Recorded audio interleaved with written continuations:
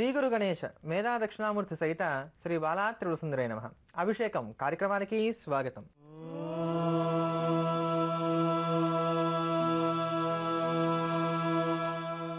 వివాహం అనేది ముఖ్యమైనటువంటి ఘట్టం.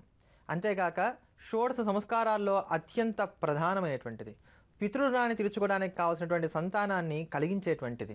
ఇటువంటి భవ్యమైనటువంటి ఈ వివాహ బంధం ఆలస్యమైందంటే వచ్చేటువంటి ఇబ్బందులు అన్నీ ఇన్ని కావు. మానసిక వేదన చెప్పలేనంత. అన్నీ బాగున్నాయి, అంతా ఉంది, అందం ఉంది, చందం ఉంది, సంపాదన ఉంది, అన్నీ ఉన్నాయి, కానీ వివాహం జరగట్లేదు. ఇలా సంబంధాలు వస్తున్నాయి, అలా వెళ్ళిపోతున్నాయి. మరి ఇటువంటి దోషం ఉన్నప్పుడు దర్శించవలసినటువంటి క్షేత్రం ఏదన్నా ఉందా? అవును, ఉంది. ఈ క్షేత్రానికి వెళ్ళి దర్శనం చేయటం వల్ల ఖచ్చితంగా జాతకరీత్యా ఉన్నటువంటి క్రూరగ్రహ దోషాలు ఏవైతే ఉన్నాయో అవన్నీ కూడా తొలగిపోయి వివాహం అయి తీరుతుంది. ఆ క్షేత్రం ఎక్కడుంది, ఆ క్షేత్రానికి ఎలా వెళ్ళాలి, అక్కడున్నటువంటి దైవాన్ని ఏ ప్రకారంగా దర్శనం చేసుకోవాలో ఈరోజు కార్యక్రమం చివరిలో క్షేత్ర విభాగంలో తెలియజేస్తాను. ఈరోజు సంకటహర చతుర్థి. సంకటహర చతుర్థి అనగానే మనందరికీ కూడా గుర్తుకు వచ్చేటువంటి దైవం వినాయకుడు. కలవు చండి వినాయకు అని. కలియుగంలో విఘ్నేశ్వరుడు, అదే ప్రకారంగా చండికాదేవి సత్వరంగా వరాలిస్తారట. ఈ రోజుకున్నటువంటి విశిష్టత ఏమిటి అని అంటే, ఒకానొక సందర్భంలో చంద్రుడు విఘ్నేశ్వరుని చూసి హాస్యమాడగా దానికి కోపించినటువంటి పరమాత్మ చంద్రుడిని శపించాడు. ఆ శాపం పొందినటువంటి చంద్రుడు తిరిగి పరమాత్మ యొక్క అనుగ్రహం కోసం తపస్సు చేసి గణపతిని ప్రసన్నం చేసుకోగా, ఎవరైతే బహుళపక్షంలో కృష్ణపక్షంలో వచ్చేటువంటి చవితి ఉన్నటువంటి తిథిన ముందుగా నిన్ను పూజించి నన్ను పూజిస్తారో వారికి ఉన్నటువంటి ఎటువంటి కష్టాలైనా సరే తీసివేస్తానన్నట్టు. అంటే శపించిన దేవుడే వరం ఇచ్చాడు. అదే ప్రకారంగా మనకి ఎన్ని కష్టాలు వచ్చినా కానీ అవన్నీ కూడా బాపుకొని వరాలు పొందడానికి గాను ఈ రోజు చాలా చక్కగా ఉపయోగపడుతుందంటంలో ఎంత మాత్రం సందేహం లేదు. చంద్రుడు అంటే మన మనస్సు. మన మనస్సుతో చేసేటువంటి సమస్తమైనటువంటి పాపాలు కూడా పోగొట్టుకొని ఉన్నతి వైపుగా మనం అడుగులు వేయడానికి గాను సహకరించేటువంటి వ్రతమే సంకటహర చతుర్థి. అటువంటి భవ్యమైనటువంటి సంకటహర చతుర్థి ఉన్నటువంటి ఈ రోజున గణపతికి సంబంధించినటువంటి స్తోత్రాన్ని శ్రవణం చేద్దాం. మనకున్నటువంటి విఘ్న పరంపరనంతా కూడా పోగొట్టుకుందాం. సవ్యమైనటువంటి మార్గంలో విజయపదం వైపు ప్రయాణం చేద్దాం. ఓం గజాననాయ నమః. ఓం గణాధ్యక్షాయ నమః. ఓం విఘ్నరాజాయ నమః. ఓం వినాయకాయ నమః. ఓం ద్వైమాతురాయ నమః. ఓం ద్విముఖాయ నమః. ఓం ప్రముఖాయ నమః. ఓం సుముఖాయ నమః. ఓం కృతినే నమః. ఓం సుప్రదీపాయ నమః. ఓం సుఖనిధయే నమః. ఓం సురాధ్యక్షాయ నమః. ఓం సురారిఘ్నాయ నమః. ఓం మహాగణపతయే నమః. ఓం మాన్యాయ నమః. ఓం మహాకాలాయ నమః. ఓం మహాబలాయ నమః. ఓం హేరంబాయ నమః. ఓం లంబజఠరాయ నమః. ఓం హ్రస్వగ్రీవాయ నమః. ఓం మహోదరాయ నమః. ఓం మదోత్కటాయ నమః. ఓం మహావీరాయ నమః. ఓం మంత్రిణే నమః. ఓం మంగళస్వరూపాయ నమః. ఓం ప్రమోదాయ నమః. ఓం ప్రథమాయ నమః. ఓం ప్రాజ్ఞాయ నమః. ఓం విఘ్నకర్త్రే నమః. ఓం విఘ్నహంత్రే నమః. ఓం విశ్వనేత్రాయ నమః. ఓం విరాట్పతయే నమః. ఓం శ్రీపతయే నమః. ఓం వాక్పతయే నమః. ఓం శృంగారిణే नमः ॐ आश्रितवत्सलाय नमः ॐ शिवप्रियाय नमः ॐ शीघ्रकारिणे नमः ॐ शाश्वताय नमः ॐ बलाय नमः ॐ बलोद्धिताय नमः ॐ भवात्मजाय नमः ॐ पुराणपुरुषाय नमः ॐ पूष्णे नमः ॐ पुष्करोच्छिप्ताय नमः ॐ अग्रगण्याय नमः ॐ अग्रपूज्याय नमः ॐ अग्रगामिने नमः ॐ मन्त्रकृतये नमः ॐ चामीकरप्रभाय नमः ॐ सर्वाय नमः ॐ सर्वोपास्याय नमः ॐ सर्वकर्त्रे नमः ॐ सर्वनेत्राय नमः ॐ सर्वसिद्धिप्रदाय नमः ॐ सर्वसिद्धये नमः ॐ पञ्चहस्ताय नमः ॐ पार्वतीनन्दनाय नमः ॐ प्रभवे नमः ॐ कुमारगुरवे नमः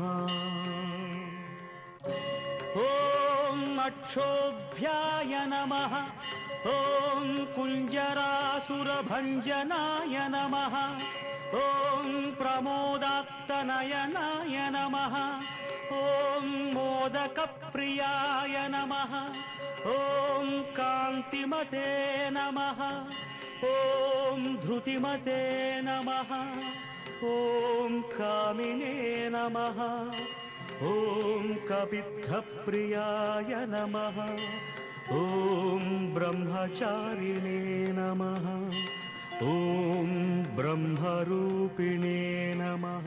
ఈ వారం ఉన్నటువంటి గ్రహగతులను గనక గమనించినట్లయితే రవి కుజులు గురు శుక్రులు అదే ప్రకారంగా శక్తుల క్షేత్రంలో శని ఇలా ఉన్న కారణం చేత తలపెట్టేటువంటి కార్యక్రమాల్లో చిన్న చిన్న ఆటంకాలు ఏమైనా ఎదురవడానికి కానీ ఆస్కారం ఏర్పడుతోంది మేషాది 12 రాశుల వారికి కూడా. ఈ ఆటంకాలను తొలగించుకోవడానికి సాఫీగా పనులన్నీ కూడా సాగించుకోవడానికి ఉపకరించేటువంటి స్తోత్రమే దుర్గా అపరాజితా స్తవం. అమ్మవారిని నిద్రాస్వరూపంగా, క్షమాస్వరూపంగా, శాంతి స్వరూపంగా, మాతృస్వరూపంగా, వృత్తి స్వరూపంగా మొత్తం మీద 24 స్వరూపాల్లో చరాచరమై వ్యాపించి ఉన్నటువంటి పరమాత్మని ఏ ప్రకారంగా దర్శనం చేయాలి అనేటువంటి విజ్ఞానాన్ని మనకు అందిస్తూ తద్వారా మనకున్నటువంటి దోషాలను కూడా బాపుకోవడానికి గాను ఉపకరించేటువంటి స్తోత్రమే దుర్గా అపరాజితా స్తవం. ఆ స్తోత్రాన్ని ఈ వారమంతా కూడా ప్రతిరోజు కూడా పారాయణ చేద్దాం. అమ్మవారి యొక్క అనుగ్రహం కారణం చేత మనం ప్రతి పనిలోనూ కూడా విజయాన్ని సాధించడానికి ఆస్కారం ఉంటుంది. అంతటి మహిమాన్వితమైనటువంటి ఆ స్తోత్రాన్ని శ్రవణం చేద్దాం.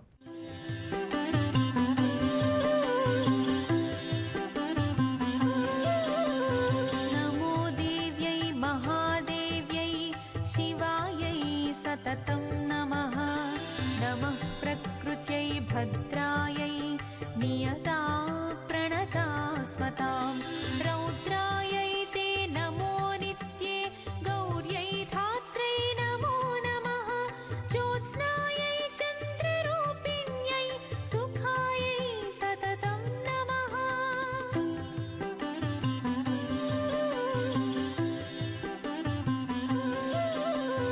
కళ్యాణ్యై ప్రాణినామృధ్యై సిద్ధ్యై కూర్మ్యై నమో నమః. నైరుత్యై భూభృతాం లక్ష్మ్యై సర్వాణ్యై తే నమో నమః. దుర్గాయై దుర్గపారాయై సారాయై సర్వకారిణే ఖ్యాత్యై తస్యై చ కృష్ణాయై ధూమ్రాయై సతతం నమః.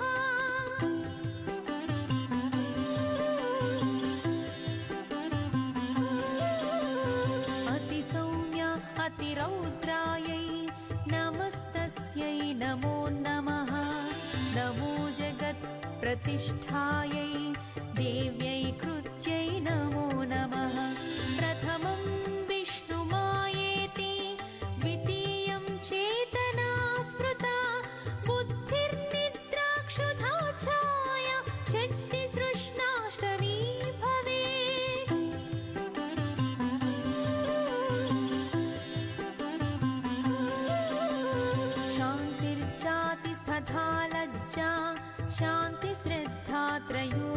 वशी कान्तिर्लक्ष्मी धृतिर्वृत्ति स्मृतिरेव दया ततः तुष्टिः पुष्टिश्च माता च भ्रान्तिर्नाम पराक्रमा त्रयोविंशतिनामेयं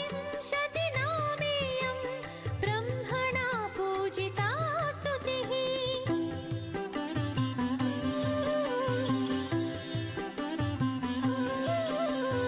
या देवी सर्वभूतेषु विष्णुमायेति शब्दिता नमस्तस्यै नमस्तस्यै नमस्तस्यै नमो नमः या देवी सर्वभूतेषु चेतनेत्यभिधीयते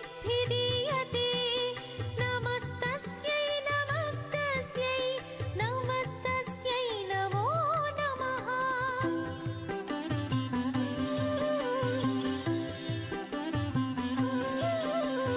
या देवी सर्वभूतेषु बुद्धिरूपेण संस्थिता नमस्तस्यै नमस्तस्यै नमस्तस्यै नमो नमः या देवी सर्वभूतेषु निद्रारूपेण संस्थिता नमस्तस्यै नमस्तस्यै नमस्तस्यै नमो नमः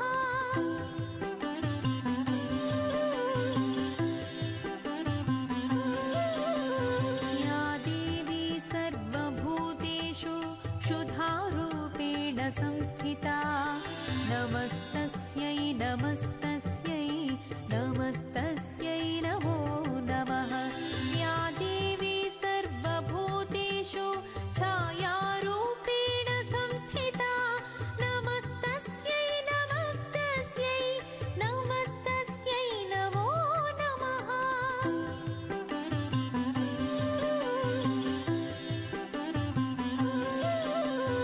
या देवी सर्वभूतेषु शक्तिरूपेण संस्थिता नमस्तस्यै नमस्तस्यै नमस्तस्यै नमो नमः తరచుగా పిల్లలు అబద్ధాలు చెప్తున్నారు అని అంటే గనక జాతకరీత్యా రాహు అనుకూలంగా లేడని అర్థం. ఇలా తరచుగా అబద్ధాలు పిల్లలు చెప్తున్నప్పుడు వాళ్ళలో ఉండేటువంటి ఈ దోషాన్ని పోగొట్టడానికి గాను దుర్గా కవచం విశేషంగా ఉపయోగపడుతుంది.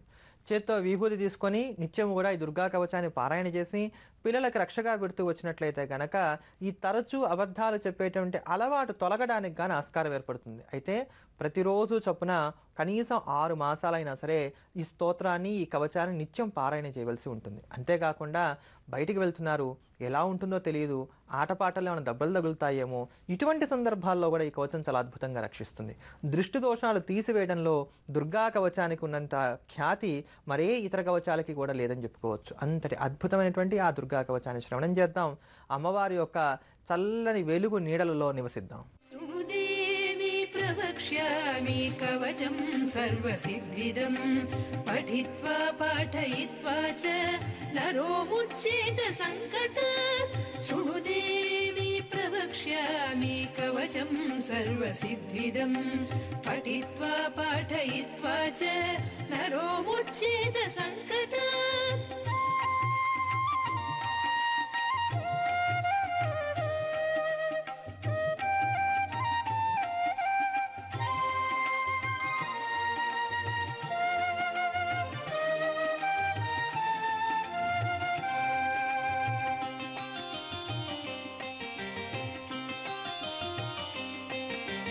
अज्ञात्वा कवचं देवी दुर्गा मन्त्रं च यो जपेत् नाप्नोति फलं तस्य परं च नरकं व्रजेत् अज्ञात्वा कवचं देवी दुर्गा मन्त्रं च यो जपेत् नाप्नोति फलं तस्य परं च नरकं व्रजेत्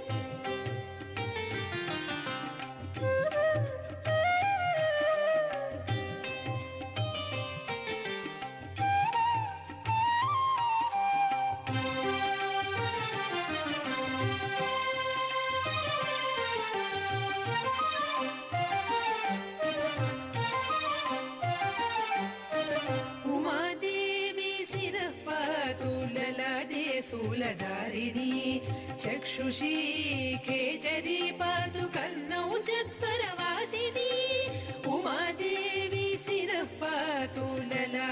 शूलधारिणी चक्षुषी खेचरी पातु कर्णौ चत्वरवासिनी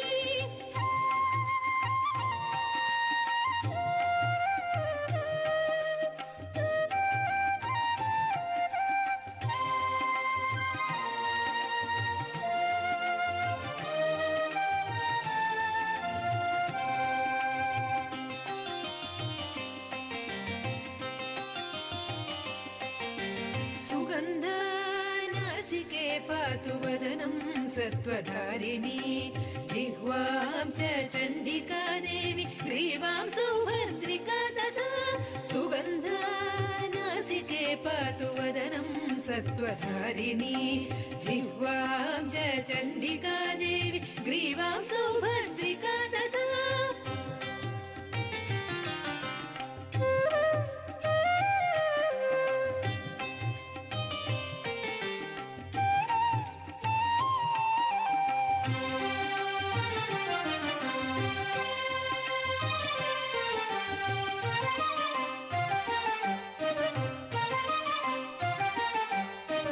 अशोकवासिनी चेतो द्वौ बाहु वज्रधारिणि हृदयं ललिता देवी उदरं सिंहवाहिनी अशोकवासिनी चेतो द्वौ बाहु वज्रधारिणि हृदयं ललिता देवी उदरं सिंहवाहिनी